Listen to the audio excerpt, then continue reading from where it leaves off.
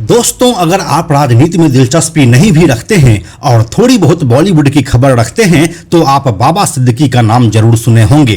बाबा सिद्दीकी पहली बार पूरे देश के सामने उस समय नाम कमाए थे जब साल 2013 में उसने सलमान खान और शाहरुख खान के बीच चल रहे 5 साल पुराने झगड़े को अपने इफ्तार पार्टी में सुलझाया था। इसी के बाद लोग बाबा सिद्दीकी को एक पावरफुल नेता के तौर पर जानने लगे थे जिसकी पैठ बॉलीवुड में काफी अंदर तक थी। इसी के बाद से बॉलीवुड में अगर किसी की भी इफ्तार पार्टी की चर्चा सबसे ज्यादा होती तो वह बाबा सिद्दीकी ही थे। उनके इफ्तार पार्टीज में बॉलीवुड के कई नामचीन और ग्लैमरस चेहरे शामिल होते थे, जिनमें से 3 नाम कॉमन था, शाहरुख खान, सलमान खान और संजय दत्त। अब इसके पीछे क्या वजह थी, इसकी चर्चा हम वीडियो में आगे करने वाले हैं। अब इसी बाबा सिद्दीकी की शनिवार 12 अक्टूबर 2024 की रात को मुंबई में ही गोली मार दी गई है, जिनसे उनकी मौत हो गई है। इसलिए आज हम आपको बाबा सिद्दीकी की पूरी कहानी सुनाने वाले हैं। कैसे बिहार से निकला एक घड़ी मैकेनिक का बेटा पहले मुंबई में जाकर पढ़ाई करता है और फिर स्टूडेंट पॉलिटिक्स के रास्ते महाराष्ट्र सरकार में विधायक और मंत्री बनता है।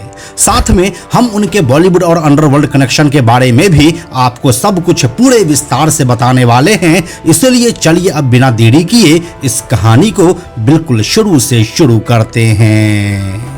हेलो एंड नमस्कार, मेरा नाम है प्रशांत और आप देख रहे हैं बेजोड़जोड़ा.com का यूट्यूब चैनल।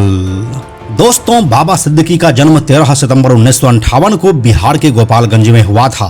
बाबा सिद्दीकी का पूरा नाम बाबा जियाउद्दीन सिद्दीकी है। उनके पिता का नाम सिद्दीकी अब्दुल रहीम है और वह गोपालगंज में ही घड़ी मैकेनिक का काम करते थे। जब बाबा सिद्दीकी छोटे थे तब वे भी अपने पिता के साथ घड़ी के दुकान पर बैठते थे और घड़ी मरम्मत का काम करते थे। लेकिन 10वीं के बाद आगे पढ़ने की वो इच्छा जाहिर किए और उनके पिताजी ने उसे मुंबई भेज दिया। इसके बाद वह मुंबई के बांद्रा में स्थित सेंट एनिस हाई स्कूल से 12वीं पास किया और फिर मीठीबाई कॉलेज में वह बीकॉम में एडमिशन ले लिए। बीकॉम में एडमिशन के साथ ही वह स्टूडेंट पॉलिटिक्स में शामिल हो गए और कांग्रेस के ही student wing national student union of India यानी कि NSUI में शामिल हो गए। यह साल 1977 चल रहा था। इसके बाद बाबा सिद्दीकी को पॉलिटिक्स का ऐसा चस्का लगा कि वह अपनी पढ़ाई छोड़ दिए और फुल टाइम पॉलिटिक्स में आ गए। इसी दौरान वह सुनील दत्त के संपर्क में आए, जो उन दिनों कांग्रेस का मुंबई में एक बड़ा चेहरा माने जाते थे और उनका खुद का एक स्टारडम तो था ही। अब बाबा सिद्दीकी सुनील दत्त के सानिध्य में रहकर कांग्रेस पार्टी के लिए काम करने लगे। युवा जोश के साथ बाबा सिद्दीकी लगातार कांग्रेस के लिए काम करते रहे और उसे इसका फल मिला साल 1980 में, जब वह बांद्रा तालुका के जनरल सेक्रेटरी बना दिए गए। इसके बाद वह जमीनी स्तर पर काम करते रहे और फिर साल 1982 में ही उसे बांद्रा के यूथ कांग्रेस का प्रेसिडेंट बना दिया गया। अब यहाँ से आगे मुंबई के पॉलिटिक्स में कॉरपोरेटर का ही पोस्ट आता है और इसके लिए बाबा सिद्दीकी पूरी तरह से अभी तैयार नहीं हुए थे। इस बीच वह लगातार सुनील दत्त के साथ मिलकर काम करते रहे और फिर 5 सालों के बाद साल 1993 में उसे कॉरपोरेटर का टिकट मिला और अब वह पार्षद बन चुके थे। 5 सालों तक पार्षद रहने के बाद उसके ऊपर कांग्रेस ने एक बार फिर से भरोसा जताया और साल 1998 में भी उसे टिकट दिया और इस बार भी वह जीते।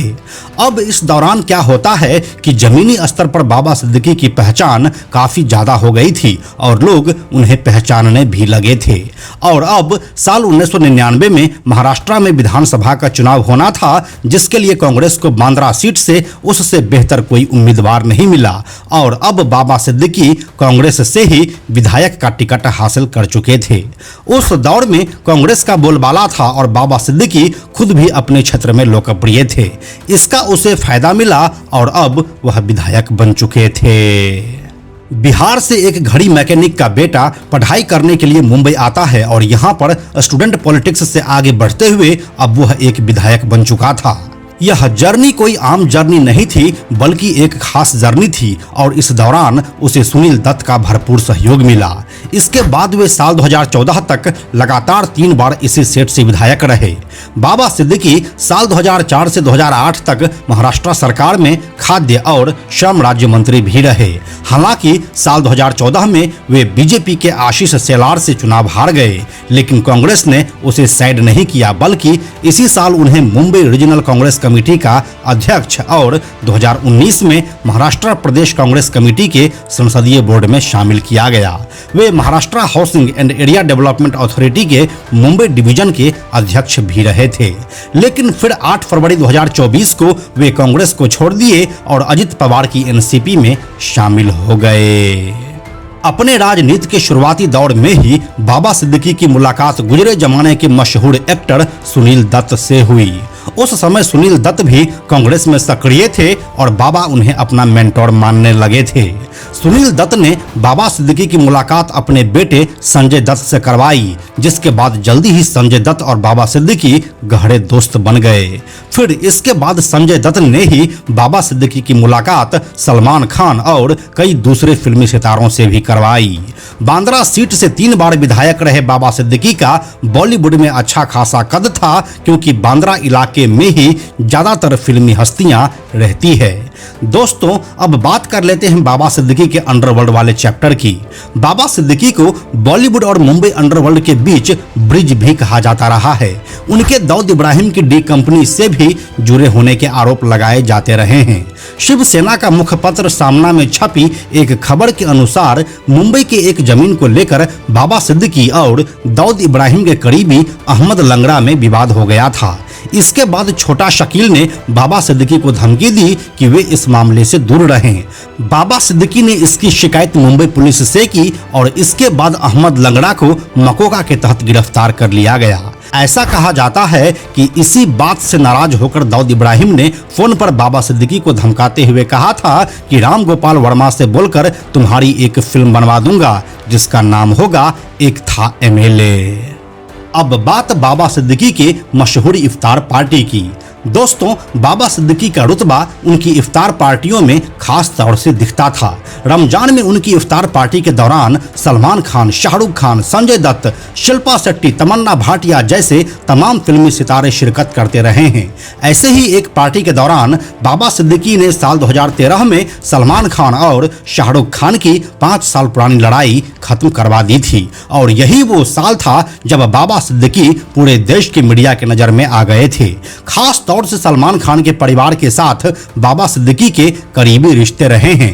हिट एंड रन केस में बाबा सिद्दीकी खुद सलमान खान की मदद के लिए कोर्ट पहुंचे थे। सलमान खान, शाहरुख खान और संजय दत्त अक्सर उनकी इफ्तार पार्टियों में पहुंचते रहते थे। अब आखिर में बात उनके मर्डर की। दोस्तों, बाबा सिद्दीकी शनिवार 12 अक्टूबर 2024 की रात अपने बेटे जिशान सिद्दीकी के दफ्तर से घर जा रहे थे। सड़क पर दशहरे की आतिशबाजी हो रही थी। इसी दौरान 10-15 लड़कों का एक ग्रुप आया और बाबा सिद्दीकी से पूछा कि हमारे साथ दशहरा नहीं मनाएंगे क्या। बाबा सिद्दीकी अक्सर ऐसे आयोजनों में लोगों के बीच चले जाते थे। शनिवार रात भी उन्होंने ऐसा ही किया। वे लड़कों के कहने पर आतिशबाजी करने लगे। इसके बाद जब वे अपने कार में आगे की सीट पर बैठने लगे, तभी पटाखों की आवाज के बीच 3 शूटर्स ने उन पर फायरिंग कर दी। घटना के वक्त पुलिस की गाड़ी थोड़ी दूरी पर थी। जब तक पुलिस बाबा सिद्दीकी के पास आती और उन्हें हॉस्पिटल पहुंचाया जाता, तब तक लेट हो चुकी थी और बाबा सिद्दीकी इस दुनिया को छोड़ चुके थे। इसी घटना के संबंध में एक सोशल मीडिया पोस्ट भी सामने आई है, जिसमें लॉरेंस बिश्नोई गैंग ने हत्या की जिम्मेदारी ली है। पुलिस इस पोस्ट की जांच कर रही है।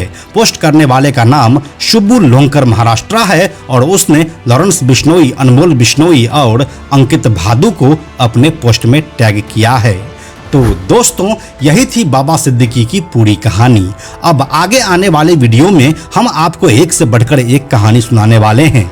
लॉरेंस बिश्नोई अब आखिर क्या चाहता है और सलमान खान के ऊपर कौन सा खतरा मंडरा रहा है, साथ ही बाबा सिद्दीकी का अंडरवर्ल्ड कनेक्शन कैसा था और दाऊद इब्राहिम का इन सब चीजों से क्या संबंध है। इन सब वीडियोज के लिए आप हमसे जुड़े रहिए। बाकी इस वीडियो के बारे में अपनी राय आप हमें कमेंट सेक्शन में लिखकर जरूर बताइए। हम जल्दी मिलते हैं आपसे एक नए कहानी के साथ। यह वीडियो अगर आपको पसंद आया तो इसे लाइक और शेयर जरूर करें। आने वाले वीडियोज़ के लिए बेजोड़ जोड़ा को सब्सक्राइब करके बेल आइकन को टच करना ना भूलें। Thank you so much.